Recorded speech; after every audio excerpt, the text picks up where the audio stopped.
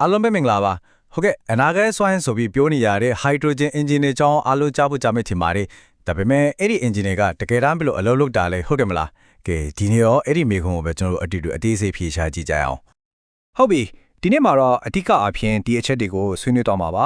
အရင်ဆုံး hydrogen engine ဆိုတာဘာလဲဆိုတာကိုအခြေခံကစကြည့်မယ်ပြီးရင်သူ့ရဲ့နည်းပညာလမ်းကြောင်းတစ်ခုဖြစ်တဲ့ fuel cell နဲ့ H2ICE အကြောင်းကိုတစ်ခုချင်းစီလေ့လာပါမယ်ပြီးတော့မှအားထားချက်အားနည်းချက်တွေနဲ့အနာဂတ်မှာဘာတွေဖြစ်လာနိုင်မလဲဆိုတာကိုကြည့်သွားကြမှာပါ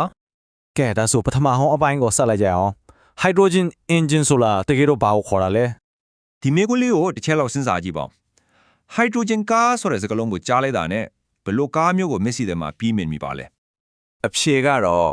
အများစုထင်ထားတယ်လို့တမျိုးတည်းမဟုတ်ပါဘူးတကယ်တမ်းမှာ hydrogen engine ဆိုတဲ့ခေါင်းစဉ်အောက်မှာအလုတ်လုတ်ပုံလုံးဝကိုကွဲပြားတဲ့နည်းပညာကြီးနှမျိုးတောင်ရှိနေပါတယ်ဟုတ်ပြီဒါဆိုပထမနီးလန်းကိုကြည့်အောင်ဒါတော့ fuel cell နည်းပညာပါပြောရရင်တော့ကိုယ့်ဘာသာကိုလျှက်စစ်ထုတ်တဲ့လျှက်စစ်ကားတစ်မျိုးပေါ့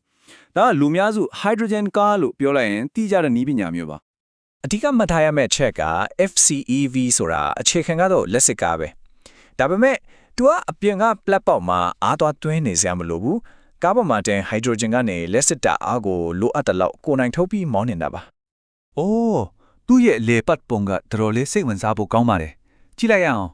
အစင်တင်မှာ hydrogen ကို fuel cell stack ဆိုတဲ့ထဲကိုပို့လိုက်တယ်။ပြီးတော့အစင်နဲ့မှာဘာဖြစ်လဲဆိုတော့အပင်ကလေတွေက oxygen နဲ့ဓာတုဗေဒတွေကဓာတ်ဖြူလိုက်တာ။ဒီမှာတတိထားမှာကမီးရှို့တာလုံးဝမဟုတ်ဘူးနော်။အဲ့ဒီတပ်ဖြူမှုကနေအစင်သုံးမှာလက်စစ်တက်အားတယ်။ electrons ရဲ့စီးကြောင်းတစ်ခုဖြစ်လာရောအဲ့ဒီကရတဲ့လက်စစ်ကအစင်လေးအတိုင်း electric motor ကိုတွားလဲစေတာပေါ့ဆိုတော့နောက်ဆုံးအရေးကြီးကြောင်းကအစင်မှာပါကား exhaust ကနေဘာထွက်လာလဲဆိုတော့တန့်စင်တဲ့ရေ H2O တမျိုးပဲထွက်လာတာပါတော်တော်မိုက်တယ်နော်ကဲဒုတိယနီးလန်းကိုဆက်ကြည့်အောင်ဒါကတော့ H2ICE လို့ခေါ်တဲ့အတွင်းလောင် engine ပါ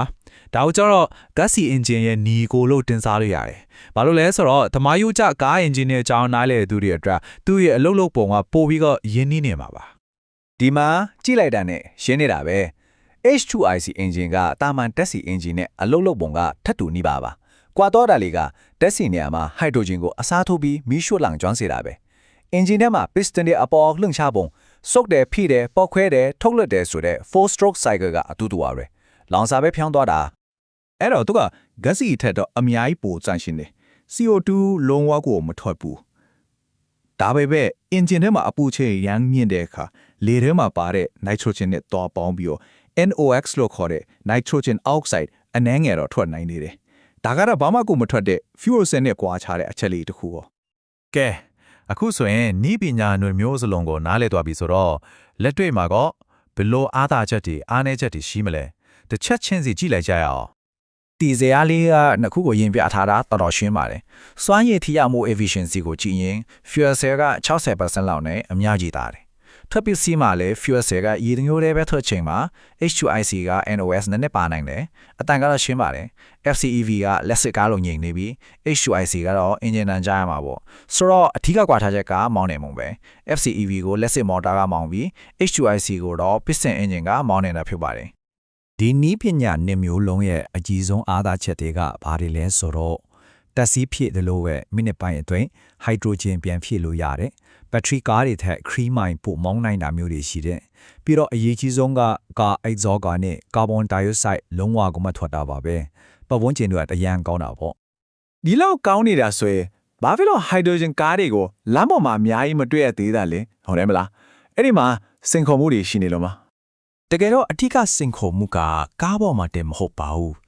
အဲ့ဒီကားကိုမောင်းဖို့လိုအပ်တဲ့ hydrogen ကိုဘယ်လိုထုတ်လုပ်တယ်လဲဆိုတဲ့အချက်ပေါ်မှာမူတည်နေပါတယ်လက်ရှိအခြေအနေကိုဒီဇာကအမှန်အတိုင်းဖော်ပြနေပါတယ်ကြည့်လိုက်ပါကမ္ဘာပေါ်မှာထုတ်လုပ်နေတဲ့ hydrogen ရဲ့95%ကျော်က grey hydrogen ပါဘယ်ဘက်ကအရှင်းဆုံးတိုင်းပေါ့ဒါကတဘာဝတန်ငွေကနေထုတ်တာဖြစ်လို့ထုတ်လုပ်တဲ့ question မှာ CO2 တွေထွန်နေတုံးပါပဲဟုတ်ကဲ့ hydrogen ထုတ်လုပ်ပုံကိုအယောင်နဲ့ခွဲလေးရှိပါတယ် gray ကတော့ခုနကပြောသလိုညဉ့်ညမ်းတယ် blue ကတော့ gray လိုပဲထုတ်ပြီးမဲ့ထွက်လာတဲ့ CO2 ကိုပြန်ဖမ်းပြီးတင်ထားလိုက်တာဒါပေမဲ့အကောင်းဆုံးကတော့ green hydrogen ပါပဲဒါကရေကိုနေစွမ်းအင်လေစွမ်းအင်လို့ပြီးဖြိုမြဲစွမ်းအင်တွေတုံးပြီးလက်စစ်နဲ့ခွဲထုတ်တာမို့လုံးဝတန်ဆင်းပါတယ်ပြဿနာက လက်ရှိမှာတော့ဈေးအကြီးဆုံးနဲ့အရှားပါဆုံးဖြစ်နေတော့ပါပဲ ဒီလိုစိန်ခေါ်မှုတွေရှိနေပေမဲ့ hydrogen နည်းပညာရဲ့အနာဂတ်အလားအလာကတော့တကယ်ကိုကြီးမားပါတယ်ကဲ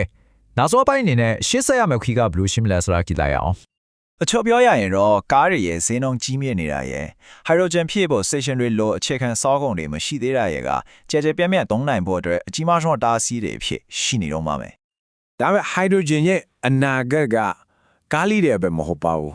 ဒီမှာကြီးလိုက်ရင်တွေ့ရတဲ့အတိုင်းပဲ content truck ကားကြီးတွေတင်ဘော်တွေနောက်ပြီးလေနေလို့တင်ယူပို့ဆောင်ရေးကန်တာကြီးတွေမှာအလားလာရမ်းကောင်းပါတယ်ဘာလို့လဲဆိုတော့ဒီလိုယင်ကြီးတဲ့အတွက်ဘက်ထရီကအရန်လေးပြီးအသွင်းချင်ကလည်းလက်တွေ့မကြဘူးလေ hydrogen ကတော့စွန့်ရင်ထေသေးစားများပြီးမြန်ဖြစ်နေတာကြောင့်အကောင်းဆုံးဖြည့်ရှင်းချက်ဖြစ်လာနိုင်ပါတယ် ကဲဒီနေ့တင်ဆက်မှုကိုတော့ဒီမေခွန်းလေးနဲ့ပဲအဆုံးသတ်လိုက်ချင်ပါတယ်ဟိုက်ဒရိုဂျင်ဟာအနာဂတ်ရဲ့အဓိကလောင်စာဖြစ်လာနိုင်မှာမလားသူ့ရဲ့အကြီးမားဆုံးအတားအဆီးဖြစ်တဲ့ green hydrogen ကိုဈေးနှုန်းသက်သာစွာအများပြားထုတ်လုပ်နိုင်ရေးဆိုတဲ့အချက်ကိုကြော်လွှားဖို့ဘာတွေလိုအပ်မယ်လို့ထင်ပါသလဲအားလုံးတို့စဉ်းစားစရာအတွေ့အကြုံနဲ့အတူဒီတင်ဆက်မှုကိုဒီကုံချုပ်လိုက်ပါတယ်